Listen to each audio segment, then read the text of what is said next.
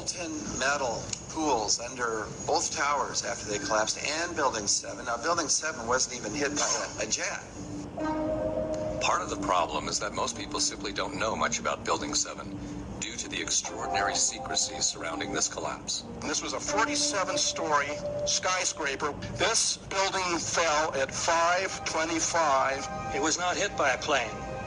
This building had fires on only 2 or 3 floors. And it was brought down by what we know was a controlled demolition. Demolitions, they look just like that. A kink in the middle, and then that building just comes straight down, almost at free fall speed. They first blow one of the central columns, so the building falls in on itself. Building 7 had a classic crimp, or wedge. Its central column was blown out first, so it didn't structurally damage buildings just a few feet away from it.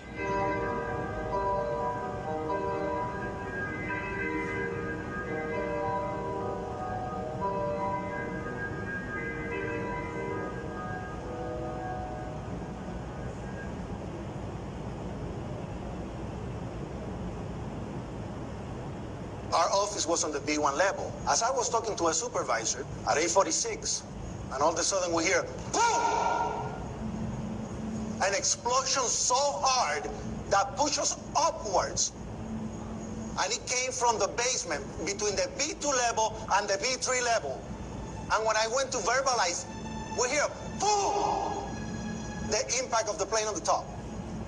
As I'm walking by the main freight corridor building in the corridor, that's when I got blown. I mean, the impact of the explosion threw me to the floor, and that's when everything started happening. All of a sudden, a big impact happened again, and all the ceiling tile was falling down, the light fixtures were falling. You know, you got to go clear across the whole from 1 to 2 World Trade Center, and then all of a sudden, it happened all over again. Well, something else hit us to the floor. Right in the basement, you felt it. Walls were caving in, everything that was going on. I mean, I know people that got killed in the basement. I know people that got broken legs in the basement. People that got reconstructive surgery because the walls hit them in the face.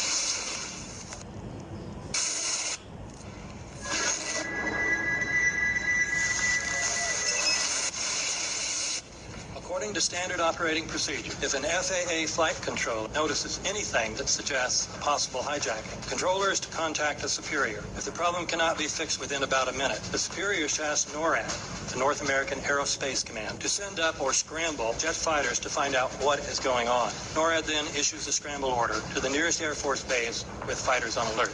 But although interceptions usually occur within 10 or so minutes, in this case, 80 or so minutes had elapsed before fighters were even airborne.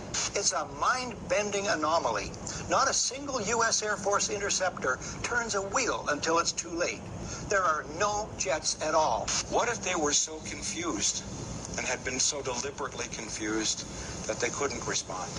The reason that they didn't know where to go was because a number of conflicting and overlapping war game exercises were taking place. It involved the insertion of false radar blips onto radar screens in the Northeast Air Defense Sector. Senate Team U, we have a problem here. We have a hijacked aircraft headed towards New York. We need someone to scramble some F-16s or something up to help us out. Is this real world or exercise? Is this real world or exercise? There was another exercise, Vigilant Warrior, which was, in fact, according to a NORAD source, a live-fly hijack drill being conducted at the same time. With only 8 available fighter aircraft, and they have to be dispatched in pairs, they were dealing with as many as 22 possible hijacks on the day of 9/11, and they couldn't separate the war game exercises from the actual hijacks.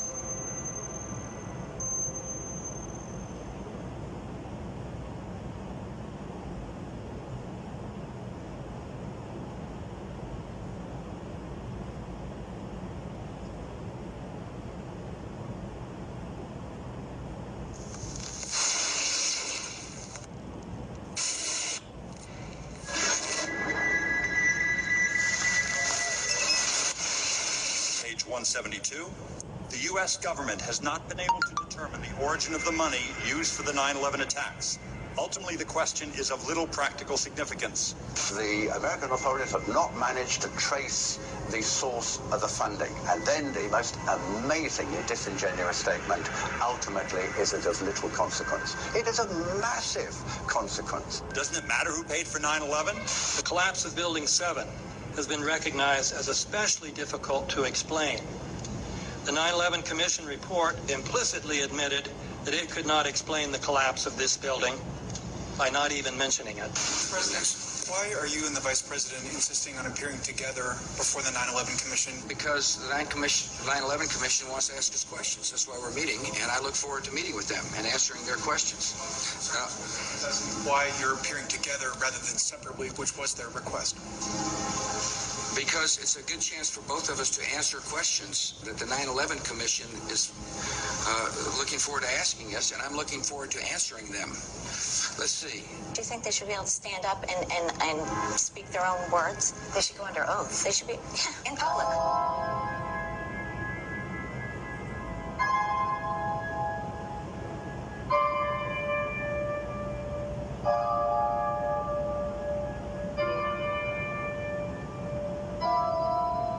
Don't you think that the families deserve to have a transcript or to be able to see what you said? You asked me that question yesterday. I got the same answer, yeah. The final report was a unanimous report.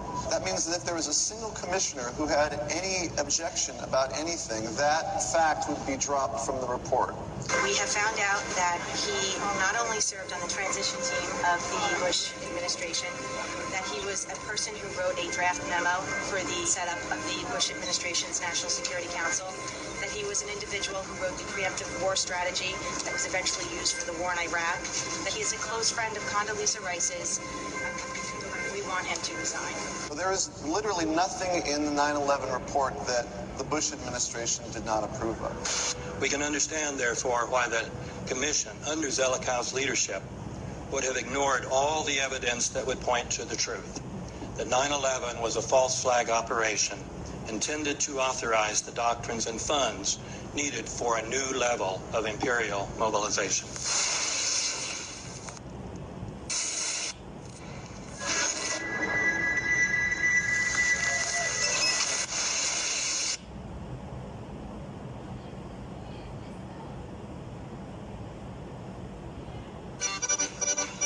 Armed with knives, armed with chemical, biological, nuclear weapons. Fanatics, terrorists, September 11th. September 11th, killers, September 11th. Terrorists, Al-Qaeda, terrorists, nuclear weapons, terrorists. 9/11, terror, terrorist, evil. September 11th, September 11th. The terrorists, war and danger. September 11th, terrorism, global terrorism, terrorism, terrorism. Terrorists, terrorists, terrorists, terrorists, the terror. Terrorists, terrorists, terrorism. September 11th, global terrorism, terrorism, terrorism. September 11th, world terrorism, terrorism. September 11th, global terrorism. September the 11th, terror.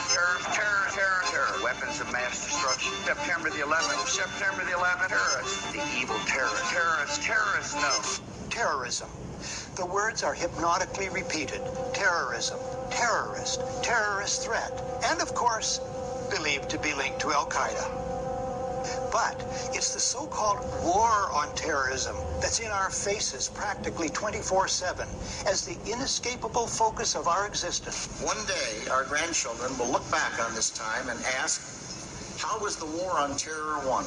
The entire U.S. ruling class, ruling elite, comes to see terrorism as the preferred means, indeed the only means, to provide social cohesion, to provide an enemy image for the society to keep it together. According to neocon theory from Carl Schmitt, you have to have an enemy image in order to have a society. It's a very dangerous thing because now it means that the entire social order, the political parties, intellectual life, politics in general, all based on a monstrous myth. Monstrous